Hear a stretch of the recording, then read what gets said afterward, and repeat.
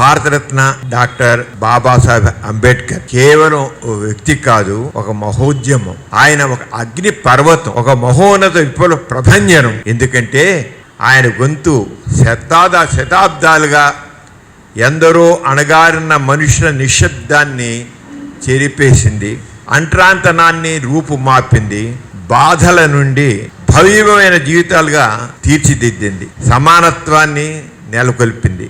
అదొక మహోన్నత విప్లవం. ఆయన నేపథ్యం తీసుకుంటే అస్పృశ్యుడి నుంచి భారత రాజ్యాంగ శిల్పిగా రూపొందారు. చిన్నతనంలో తీసుకున్నట్లయితే పాఠశాలలో అందరితో కూర్చొనివ్వలేదు, వెనక దూరంగా ఒంటరిగా కూర్చోవలసి వచ్చేది. అలాగే నీళ్లు తాగడానికి వీళ్ళు అందరితో పాటు గ్లాస్ అవడం, ఇలా దోశలు పడితే ఆ దోశ నీళ్ళు. మరి అందరూ ఒకే క్లాసు పిల్లలే, కానీ ఆ వివక్షత అలాగే మనిషిగా చూడబడలేదు. చాలా ఘోరంగా ఒకసారి ఆలోచించండి. బాలుడైన అంబేద్కర్ అలా వివక్షతకు గురి కావడంతో ఆ హృదయం ఎంత బాధతో రగిలి ఉంటుందో. అతని ఒకరి బాధే కాదు, తనలాంటి కోట్లాది మంది చిన్నారుల బాధ ఆ రోజు. కానీ బాలుడైన అంబేద్కర్ ఏడవలేదు, తల వంచలేదు. అతను నిర్ణయించుకున్నాడు, నేను చదువుతాను, నేను ఎదుగుతాను, నేను అన్యాయాన్ని ధ్వంసం చేస్తాను అన్నాడు. అందుకే అగ్ని పర్వతం అన్నాను నేను. ఆయన చేతిలో ఖడ్గం లేదు, కానీ శక్తివంతమైన ఆయుధం చేతబెట్టాడు. అదే విద్య. బరోడా రాజు అతని యొక్క టాలెంట్ను గుర్తించి సహాయం చేసి విదేశాలకు పంపించారు, ఉన్నత విద్య అభ్యసించారు. అమెరికా కొలంబియా యూనివర్సిటీలో PhD పొందారు. అంతేకాదు లండన్ స్కూల్ ఆఫ్ ఎకనామిక్స్ లో కూడా ఉన్నత డిగ్రీలు సంపాదించాడు. అంతేకాదు ఆయన అది కాకుండా అటు న్యాయ విద్య కానీ ఇంకా విద్య అనేకమైన డిగ్రీలు సంపాదించాడు. ఎంత మేధావో మనం అర్థం చేసుకోవచ్చు. అలాగే ఆ కాలంలో తీసుకున్నట్లయితే ఆ కాలంలో ఒక దళితుడు ఈ స్థాయి విద్య పొందడం నిజంగా విప్లవాత్మకం. ఆయన చెప్పింది ఒకటే మాట, విద్య లేనిదే మనం ఎదగలేం. ఎవరికి సందేశం? దళితులకి. విద్య లేనిదే మనం ఎదగలేం. దళితులకే కాదు, మొత్తం సమాజానికి. కొంత దళితులకి అనుకుంటారు, మొత్తం సమాజానికి ఆయన ఇచ్చే సందేశం అంటే విద్య లేనిదే మనం ఎదగలేం. ఆయన గుండెల్లో ఒక అగ్ని రగ్గులతోనే ఉంది. అగ్ని ఏంటి? నా కోసం కాదు, నా ప్రజల కోసం నేను, నా కోసం నేను చదివిందని దాని కాదు, నా కోసం కాదు, నా ప్రజల కోసం ఈ రగిలే అగ్ని. అణగారిన వర్గాల కోసం అగ్ని పథం కొనసాగించారు. 1923లో చౌదార్ ట్యాంక్ ఉద్యమం చేపట్టారు. ఆ రోజుల్లో దళితులకి నూతులో నీళ్లు తోడుకుని లేదు. మళ్ళీ ఇలా ట్యాపులు లేవు, పంపులు లేవు, ఏమీ లేవు. ఎక్కడో దూరంగా పోయి ఏ చెరువులోనో నీళ్లు తెచ్చుకుని ఆ మురికి నీరే తాగే గతి. ఊళ్ళో ఒకడే ఓ నుయ్యి ఉండేది. ఆ నుయ్యి మాత్రం కొందరికి అగ్రకులస్తులకి వాళ్ళకి. ఇక దళితులకి తాగే నీరు కూడా లేదు. ఇమాజిన్, ఊరు బయట విసిరిపారేసిన బతుకులు ఆ దళితులు. అలాంటి దయనీయమైన బాధాకరమైన బతికాడైన. అది దానివల్ల ఆయన చేసి 1923లో చౌదార్ ట్యాంక్ ఉద్యమం చేపట్టి దళితులకి నీటి హక్కు కావాలి, దళితులకు కూడా అందరితో సమానంగా నీరు కావాలి. ఒక చెరువులో కేవలం అగ్ర కులస్తులే నీళ్లు పట్టుకుంటారు, దళితులు తీసుకుని ఆ చెరువులో నీళ్లు తీసుకోండి అనుకుని 100 మంది తీసుకెళ్లి ఉద్యమం చేశాడు అంబేద్కర్. అందుకే చెప్పాను కదా, ఆయన నా కోసం కాదు, నా ప్రజల కోసం. అలాగే కాళారాం ఆలయ ప్రవేశ ఉద్యమం. దళితులకి ఆ రోజుల్లో దేవాలయ ప్రవేశం లేదు, కేవలం అగ్ర కులస్తులకే దేవాలయ ప్రవేశం లేదు. అలాంటిది కాదు, అంచేత సమాన హక్కులు కావాలి, అందరూ సమానమే. ఏమిటి ఇది వివక్షత అని ఎలుగెత్తి చాచాడు డాక్టర్ బిఆర్ అంబేద్కర్. కులవస్థపై ఉక్కు పాదం మోపాడు. ఆయన దళితులకి ఒక సందేశం ఇచ్చారు, మన స్వేచ్ఛను మనమే సాధించుకోవాలి. అది అందరూ గుర్తుంచుకోవాల్సిందే. మన స్వేచ్ఛను మనమే సాధించుకోవాలి, ఎవడో ఇచ్చేది కాదు. నువ్వు పోరాడు, సమానత్వాన్ని స్వేచ్ఛను సాధించు. అంటే మనిషిలో ఆ ఎంత మేలుకొల్పు తీసుకొచ్చాయంటే ఎంత కాదు. ఒకటి గుర్తుంచుకోవాలి, ఆయన పోరాటం కేవలం హక్కుల కోసం కాదు, మనిషిగా బతకడానికి. మాకు ఈ హక్కులు కావాలండి, మాకు ఓటు హక్కు కావాలండి, నీటి హక్కు కావాలి కాదు, మనుషులుగా చూడండి. మేము మనుషులం. ఆయన పోరాటం కేవలం హక్కుల కోసం కాదు, మనిషిగా బతకడానికి. మనిషిగా అందరి మనుషులాగా తాను బతకాలి, మనిషిగా బతకడానికి.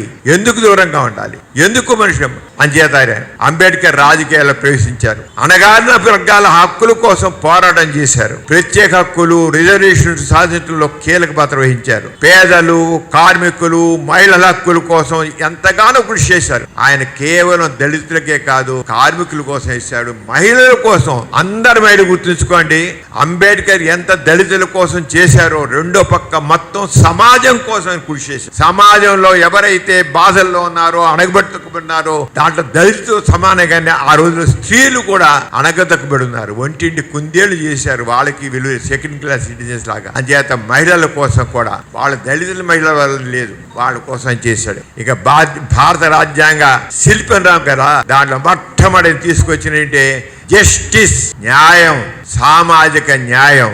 అందరికీ సమానమైన న్యాయం కావాలి, జస్టిస్. రెండవది ఈక్వాలిటీ, సమానత్వం. లిబర్టీ, స్వేచ్ఛ. లాస్ట్ ఫ్రెటర్నిటీ, సోదర భావం. సమాజంలో ఉన్న వ్యక్తులందరూ కూడా సమాన న్యాయంతో ఉండాలి, సమానత్వంతో ఉండాలి, స్వేచ్ఛతో ఉండాలి, సోదర భావంతో ఉండాలి. కేవలం ఒకరి కోసం కాదు, అందరి కోసం ఆయన పరితపించాడు. దళితుల విషయంలో మాత్రం ప్రత్యేక శ్రద్ధ పెట్టాడు. కానీ అదే మొత్తం విశాలమైనది, అది గొప్ప విశేషం అంబేద్కర్లో. కేవలం అంబేద్కర్ని ఒక్క దళితులకే ఆయన పరిమితం చేసినట్టయితే అన్యాయం చేసేట్లు అంబేద్కర్ని ఖచ్చితంగా దళితులకే చేసి ఆయన నిజంగా పరితపించాడు. ఆయన రాజ్యాంగంలో ఎంత ఇంత సామాజిక న్యాయం, సమానత్వం, ఫ్రీడమ్ ఆయన చేసి మీరు రాజ్యాంగం చదివితే దేశంలో ఉన్న ప్రజలందరికీ సమానమైన, కేవలం దళితుల కోసమే అనేట్లుగేం చేయలేదు. అందరితో వీళ్ళందరూ దళితులు కూడా సమానంగా అభివృద్ధి చెందాలి. అందరికీ కావాలి freedom of speech, freedom of expression అందరికీ ఉండాలి. అలాగే అంటరానితనం నిర్మూలించడానికి చేసిన కృషి అంటరానితనాన్ని ఒక నేరంగా చెప్పే విషయాన్ని నేరంగా చేశాడు ఆయన. అంతేకాదు అంధవిశ్వాసాలకు వ్యతిరేకంగా పోరాడు.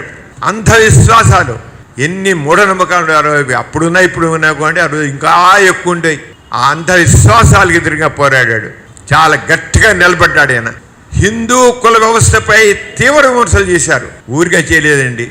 ఆయన విద్యార్థిగా ఉన్నప్పుడు సంస్కృతం చదువుతా అంటే నువ్వు చదవడానికి వీల్లేదన్నారు. అది కేవలం అగ్ర కులస్తులు చదవడానికే, నువ్వు సంస్కృతం చదవడానికి వీలు లేదు, ఒక భాష నేర్చుకోలేదు. ఆయన పట్టుబట్టి సంస్కృతం చదువుకున్నాడు. వేదాలు, ఉపనిషత్తులు, స్మృతులు అన్ని అవపోసనం పెట్టాడు ఆయన. మొత్తం వేదాలను కూలంకుషంగా చదివి ఇంతకంటే దుర్మార్గం మరొకటి లేదు, వీటన్నింటి అంత మనుస్మృతిని కూడా చదివాడు. ఇంతకంటే దుర్మార్గమైన కూడా వీటిని తగలపెట్టాలి అన్నాడు. హిందూ ఆయనకి ఆ రోజుల్లో అనిపించింది, హిందూ మతం అనేది కరుడుగట్టిన కులతత్వం ఉంది, కరుడుగట్టిన అసమానతలు ఉంది. దీన్ని ప్రక్షాళనం చేయడం ఎవరి తరం కాదు, అదే హిందూ మతాన్ని తగలబెట్టాలి అన్నాడు. అంతవరకు వెళ్ళిపోయాడు.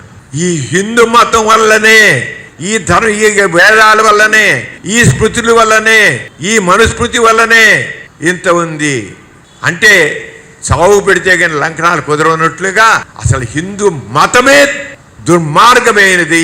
నిజమే దుర్మార్గం, తప్పులేదు. లేకపోతే అంటరాని వాళ్ళని చెప్పి దూరంగా పరచాం. మనుస్మృతి చదువుతుంటే తెలుస్తుంటుంది. అగ్రకుల సుఖ న్యాయం, వీడికి ఒక న్యాయం. అగ్రకులసులకేమో అది ఊరికి క్షమించి వదిలిపెడితే వీడిని మరణ శిక్ష వేసాక, కొరడ దెబ్బలు కొట్టేదాకా, వీడి చావు దెబ్బలు కొట్టేదాకా మరో మనుస్మృతి చావుని ఎంత దుర్మార్గం ఉంటుందో అలాంటి దుర్మార్గంగా ఉన్న దాన్ని మరి మనస్సున్న మనిషి, మానవత్వం మనిషి, సమానత్వాన్ని కోరే మనిషి ఎలా టాలరేట్ చేయగలడు? అందుకే హిందూ మతాన్ని మట్టు పెట్టాలన్నాడు మంది. దీన్ని మార్చలేము. ఈ గ్రంథాలన్నీ ఇలాగే ఉంటాయి, వీటిని మార్చలేము. వీటిని ఆ వ్యవస్థ అనేది చాలా దుర్మార్గమైన వ్యవస్థ, మతం అనేది ఆ మతం, అది హిందూ మతమే పోవాలి అన్నట్లుగా ఆయన పోరాడాడు. అందుకనే మనిషి విలువ కులం కాదు, మనుష్యత్వం. ఆయన ఇచ్చిన నినాదం ఎక్కించాడు. మనిషి విలువ కులం మీద కాదు, మనుష్యత్వం మీద ఉంది. మనుష్యత్వం ఒక మనిషిగా ఉండాలి, మానవత్వంతో ఉండాలి, మానవీయ విలువలతో ఉండాలి. ఆ మానవీయ విలువలు ఉన్నవాడే మనిషి. అదే మనుష్యత్వం అంటే. అందరు దళితుల దగ్గర ఐక్యతతోనే ఉండాలి. అంతేగాని మళ్ళీ ఆ దళితుల్లోని కులాలు ఉంటాయి, తెగలు ఉంటాయి. నో, అవి పక్కన పారేయండి. మనందరం కలిసికట్టుగా ఉండాలి. అన్యాయానికి వ్యతిరేకంగా నిలబడాలి. అన్యాయం ఎక్కడ సరే మనిషిని హీనంగా చూసే వ్యవస్థ మీద, అన్యాయాల మీద పోరాడాలి. Educate, organise, agitate. ఎంత మానవీయ విలువలతో మనిషిని ఎలా తయారు చేయాలనుకున్నాడు అంబేద్కర్. చూడండి, అసలు మామూలుగా కాదు, మనిషిని ఒక మనిషిగా తీర్చిదిద్దాలనుకున్నారు. తన వాళ్ళందరినీ చేస్తూ చక్కని భారతీయులను చేయాలి. ఇంకా స్వాభిమానం కలిగి ఉండాలి, ఆత్మగౌరవం, స్వాభిమానం.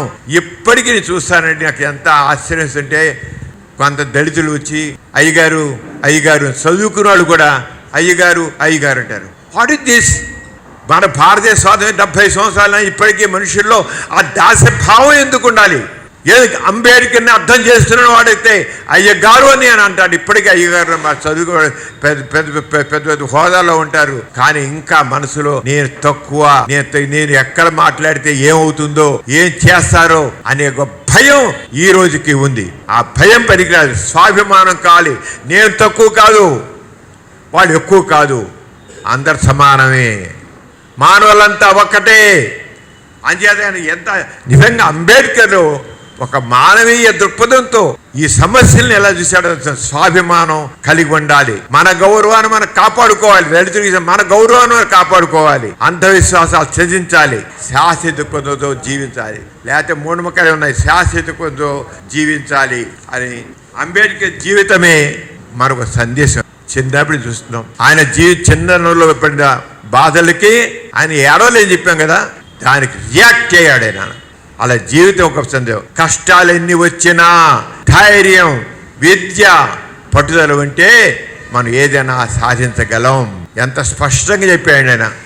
ఇప్పటికీ ఈరోజు సమాజంలో అందుకనే ఏమన్నారు, ఎదురు తిరుగు, సామాజిక న్యాయం కోసం పోరాడాలి, వివక్షతకు నిరూపించడానికి పోరాడాలి మనం, లేకపోతే వివాసాలు. అందుకనే ఈ వారం రోజు మనం చేసాం. కులరహితం సమాహితం స్లోగన్ కాదు, అది కార్యక్రమం.